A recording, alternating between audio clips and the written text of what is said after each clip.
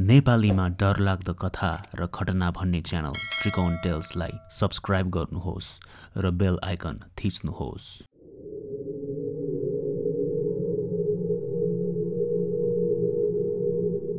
रमाइलो गर्ने भनेको पनि आफन्तहरूसँगै हो र त्यस्तै खालको कुनै अप्रिय घटना घटे शोक मनाउने भनेको पनि तिनै आफन्तहरूसँग नै हो। यी दुई रमाइलो अनि शोक भने भिन्ना भिन्नै भावका हुन्छन्, तर साथ दिने तिनै आफन्त नै। यही सम्बन्धी एउटा अनौठो घटना रहेको छ आजको श्रृङ्खलामा। आउनुहोस् सुनौं त्रिकोण टेल्सको 523 श्रृङ्खलामा एउटा डरलाग्दो सत्य घटना। मेरो नाम निर्मल हो।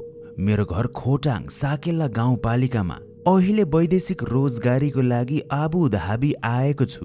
मेरो ड्युटी टाइम चाहिँ दिउँसो 12 बजेदेखि रातिको 12 बजेसम्म हो। ड्युटीबाट आएपछि माइन्ड फ्रेस गर्नको लागि म गेम खेल्ने गर्छु। एक रात चाहिँ गेम खेल्न त्यस्तो खासै मन लागेको थिएन। त्यही क्रममा युट्युब चलाउँदै गर्दा त्रिकोण टेल्सको भिडियोहरू रेकमेन्डेडमा आयो अनि के रहेछ यो भनेर देखाएको भिडियो थिचेँ। त्यो एउटा भिडियो हेरेपछि अरू भिडियोहरू पनि हेर्न मन लाग्यो। म आफैलाई यस्ता डरलाग्दा भूतको कथाहरूमा अलि बढी चासो भएकोले हुँदा त्यसपछि त म त्रिकोण टेल्स सुनि नै रहन थालेँ। त्यसैले मलाई पनि मेरो घर खोटाङमा घटेको एउटा अनौठो अपत्यारिलो झैँ सत्य घटना सुनाउन मन लागेर आज यो घटना लेखी पठाएको छु। घटना चाहिँ विक्रम संवत 2063 सालतिरको हो। त्यति बेला म 7-8 वर्षको मात्रै थिएँ। असार महिनाको बेला गाउँघरमा धान रोपाएको सबैतिर माहौल हुन्छ। त्यसैले रोपाई हुने गाउँठाउँमा त असारे महिना अत्यन्तै व्यस्त महिना हुन्छ। सबै आआफ्नो काममा व्यस्त हुन्छन्। त्यस्तै गरी हामी घरको सबै सदस्यहरू पनि हाम्रो आफ्नै खेततिर नै गएका थियौँ। अनि घरमा चाहिँ 95 वर्ष उमेरको बाजे अनि मेरो माहिलो बुबा मात्रै हुनुहुन्थ्यो। हाम्रो बाजे भने उमेर पनि धेरै नै ढलिसकेकोले होला उहाँ प्राय जसो बिरामी नै भइरहनुहुन्थ्यो। औषधि उपचार पनि गरिन्थ्यो। हजुरबाकै इच्छा अनुसार धामी बोलाए फुकिन्थ्यो पनि। त्यसपछि हजुरबुबा केही दिनको लागि निको हुनुहुन्थ्यो अनि फेरि बिरामी भइहाल्नुहुन्थ्यो। बुढेसकाल लागेपछि सबैलाई एउटा न एउटा रोग र बिमारीले च्यापिहाल्छ। त्यसैले त्यो प्रक्रियालाई साधारण नै हो भनेर हामी बसेका थियौँ। असार महिनाकै एउटा दिनको कुरा हो। खेतमा हामी सबै परिवारहरू व्यस्त थियौँ। म पनि सानै भए तापनि आमा बुबाले गर्दै गर्नु भएको काम हेर्दै त्यतै खेल्दै थिएँ। खेतमै थिएँ म पनि। त्यसरी सबैजना काममा व्यस्त भएको बेला माहिलो बुबा दगुर्दै खेतमा आउनुभयो। त्यति बेला बेलुकाको 3 बजेको थियो होला। उहाँ त्यसरी दगुर्दै आउनु भएको बुबाले देख्नु भएपछि माहिला दाई किन यसरी दौड्दै आउँदैछन् भनेर बुबा पनि काम गर्दै गरेको अवस्थाबाट उठी हेर्न थाल्नुभयो। माहिलो बुबा मेरो बुबाको अगाडि आए, ए बाबु, बा त साह्रै बिरामी पो परे जस्तो छ, त कान्छालाई खोज्दैछन् बाले, यस्तो भन्नुभयो। साह्रो पर्न लागिसकेका बाले आफूलाई खोजेको कुरा मेरो बुबाले सुन्नु भएपछि बुबा त बेसरी दौडी घरतिर लागिहाल्नुभयो। अनि बुबा सँगसँगै आमा लगायत खेतमा रहेका घरका सबै मान्छेहरू पनि पछि लाग्यौँ। तर खेतमा काम गर्दै गरेका खेतालाहरूलाई चाहिँ मेलोमै छोडेर घरतिर लाग्यौँ। हामी घर आइसकेपछि बाजेलाई त निकै साह्रो परिसकेको रहेछ भनेर देख्यौँ। बाजे भने हँ गर्दै मुखबाट सुस्केर हाल्दै खाटमा सुतिरहनु भएको थियो। अनि हामी त्यहाँ पुग्नासाथ बाजे मलिनो स्वरमा कान्छा धामीलाई बोलाइदे भनि नै रहनु भएको थियो। बुबाले पनि भोलि बोलाउँछु भन्नु हुँदै थियो, तर अहिले नै बोलाइहाल्नु पर्छ, अहिले नै चाहियो भनेपछि बुबा धामी लिन भने हतारिँदै लागिहाल्नुभयो। किनभने त्यसरी बाजेले धामीलाई बोलाइहाल्नु हुँदैन थियो। भोलि भने त भोलि ठिकै छ भन्नुहुन्थ्यो। बुबा धामी काकाको घरमा पनि पुग्नुभयो, तर धामी काका पनि आफ्नो खेततिरै व्यस्त हुनुहुँदो रहेछ। त्यसैले बुबाले धामी काकाको बुढीलाई अर्थात् काकीलाई भरे घर धामी काका आएपछि मेरो घर जानु रे भनिदिनुहोस् है भनेर आउनुभयो। असारको समय गाउँघरमा बेलुका 6-7 बजेसम्म धेरै जसो मेलोमै हुन्छन्।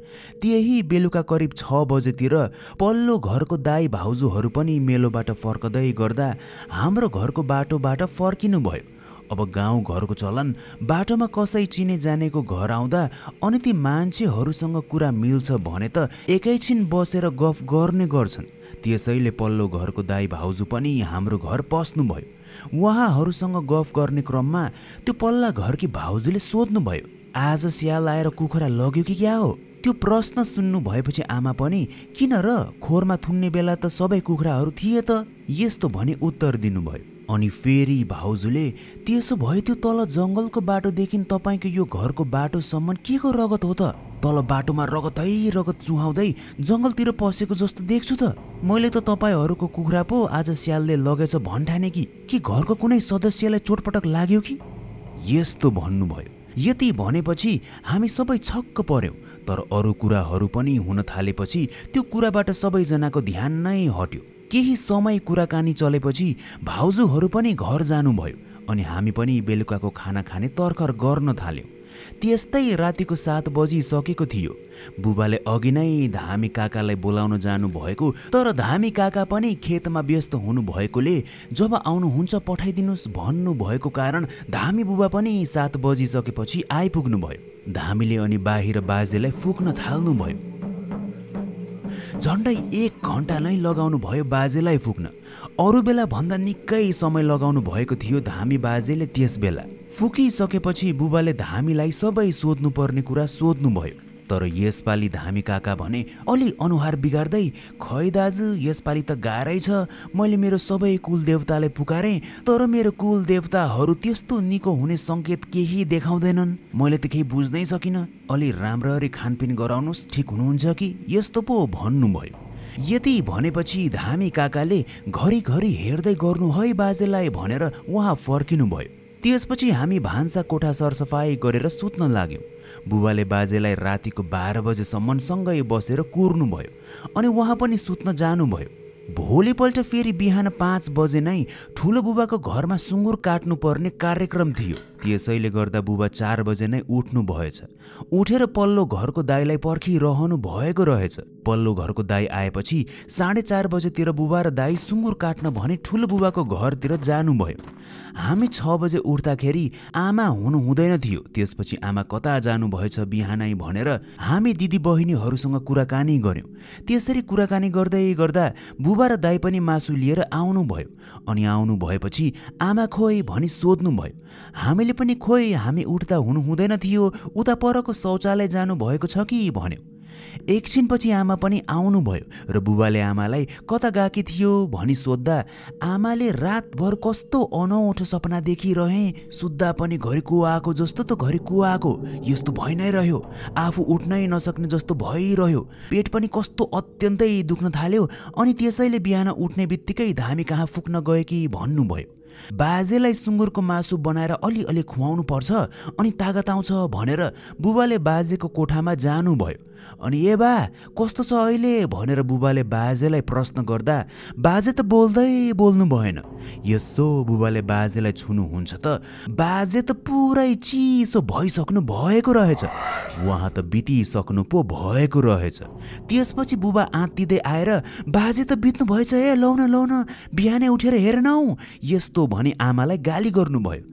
बुबाले ठुलो बुबा कहाँ जानु अघि बाजेलाई हेरिवरी जानु भएको थियो। त्यतिन्जेल बुबाले बा भनी बोलाउँदा हँ भनी बाजेले उत्तर दिनु भएको थियो रे। बुबाले त्यही कुरा सुनाउनु भयो। आमा पनि मैले हेर्नुपर्ने रहेछ भनेर उहाँ बिलाप गर्न थाल्नुभयो। हामी त सानै थियौँ, बाजेलाई हेर्नुपर्छ भनेर दिमागमै आएन। त्यसपछि बुबाले ठुलो बुबा कहाँबाट लिएर आउनु भएको त्यो सुँगुरको मासु अब कसलाई दिनु, घरमा यस्तो अप्रिय घटना घटिहाल्यो, अब त मासु खानु पनि हुँदैन, घरमा राख्नु पनि हुँदैन भन्नुभयो।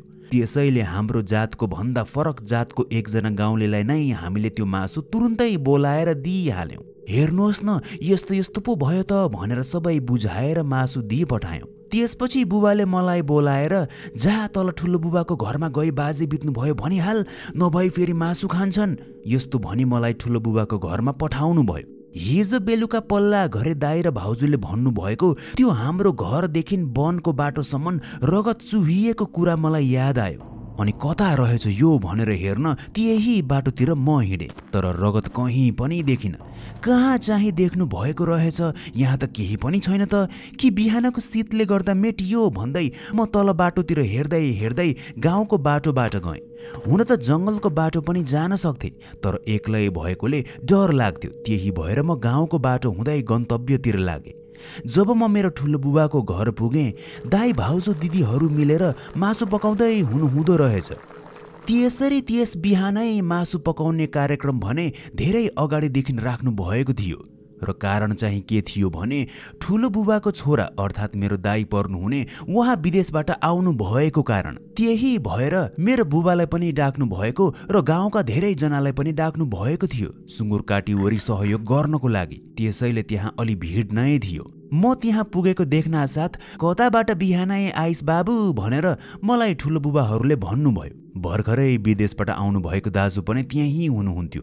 दङ्ग पर्दै उहाँ पनि मलाई हेरी आउनुभयो। तर मैले उहाँहरूको प्रश्नको उत्तर नदिई हाम्रो बाजे खस्नुभयो, त्यही भएर यहाँ भन्न आएको भने।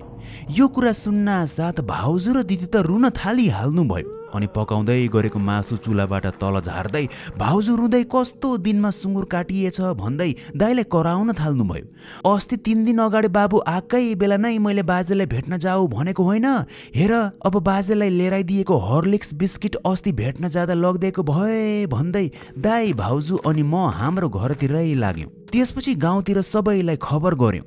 सबैजना भेला भएर कता गाड्ने भनेर कुरा गर्न थाल्यौँ। बाजेका सबै छोराहरू बीच अर्थात् मेरो बुबा र उहाँको दाइ भाइहरू सबै उहाँहरू बीच छलफल भई बाजेलाई जङ्गलमै गाडिने भनेर कुरा भयो। त्यसपछि सबै दाजुभाइहरूको सहमति अनुसार बाजेलाई जङ्गलतिर नै गाड्ने भनेर अन्तिम निर्णय भई बाजेको लास बोकी जङ्गलतर्फ नै लाग्यौँ। मलाई त अझै पनि त्यो अघिल्लो दिन बेलुका पल्ला घरे दाइ भाउजूले देख्नु भएको त्यो बाटोमा रगत चुहाउँदै जङ्गलतर्फ गएको सम्झदा डर लाग्छ। उहाँहरूले साँच्चै नै वनको बाटोदेखि हाम्रो घरको प्रवेशद्वारसम्म छताछुल्ल भएको जसरी बाटोभरि रगतै रगत देख्नु भएको थियो रे। त्यस घटनाको धेरै समयपछि पनि मैले उहाँहरूलाई सोधेको थिएँ, साँच्चै तपाईँहरूले रगत देख्नु भएकै थियो त कि भ्रम भएको थियो तपाईँहरूलाई भने। तर त्यस पल्ला घरे दाइ र भाउजूले होइन हामीले त रगत नै देखेको थियौँ नि बाबु, त्यसैले त स्यालले एउटा दुईटा नभई तिमीहरूको धेरैवटा कुखुराहरूलाई मुखले समाई मारी ओरोदोरो गरेको जस्तो देखिएकैले त सोधेका थियौँ, यस्तो भनी उत्तर दिनु भएको थियो। त्यसैले पल्ला घरे त्यस दाजु र भाउजूले वनदेखि हाम्रो घरको बाटोसम्म रगतै रगत साँच्चै देख्नु नै भएको थियो भनेर मैले पनि उहाँहरूको कुरा सुनेपछि पत्याएँ। जुन साँझ उहाँहरूले त्यस्तो रगतै रगत देख्नु त्यही साँझ बाजे बिरामी पर्नु अनि अरू बेला पनि आउनुहुने धामी काका त्यही साँझ आउनुहुँदा भने धामी काका पनि अप्ठ्यारो मानेको जस्तो अब त केही गर्न सकिँदैन जस्तो छ भनेर हार खाइहाल्नु। तर बाजेलाई धामी काकाले त्यसरी हेर्नु भएपछि बाजेको निगरानी गर्नु है भन्नुभएको। यसको अर्थात् धामी काकालाई बाजेलाई केही हुनेवाला छ भन्ने चाहिँ थाहा भएर पनि हामीलाई नभन्नु भएको पो हो कि झैँ लाग्छ। बाजेलाई लिन भूत प्रेतहरू पो आएका थिए कि थिए साँझ, वा बाजेको आत्मा लग्ने सङ्केत पो थियो कि त्यो? यही नै हो भनेर मैले आजसम्म बुझ्न सकेको छैन। तर त्यो सबै कुनै संयोग थियो जस्तो लाग्दैन। पल्ला घरे दाइ भाउजूले देख्नु भएको वनदेखि हाम्रो घरसम्मको त्यो रगतै रगतको टाटो उही वनबाटै आएका प्रेतहरूकै सङ्केत होला जस्तो पनि लाग्छ। किनभने त्यसरी कोही मर्नु अघि प्रेत आत्माहरू आउने हो भने आउँछन् र आएका सङ्केत दिन्छन् पनि भन्छन्, र त्यही रगतै रगत उही प्रेत आत्माहरू बाजेलाई लिन आएको सङ्केत नै हुनुपर्छ जस्तो लाग्छ। यो घटना सम्झदा पनि मलाई त डर लागेर आउँछ। आशा छ तपाईहरूलाई यो श्रृङ्खला मन पर्यो होला। तल कमेन्टमा के कस्तो लाग्यो लेखिदिनुहोस् है त। साथै भिडियोलाई लाइक अनि च्यानल सब्स्क्राइब गर्न नबिर्सिनुहोस्। अर्को श्रृङ्खलामा भेट्नेछु।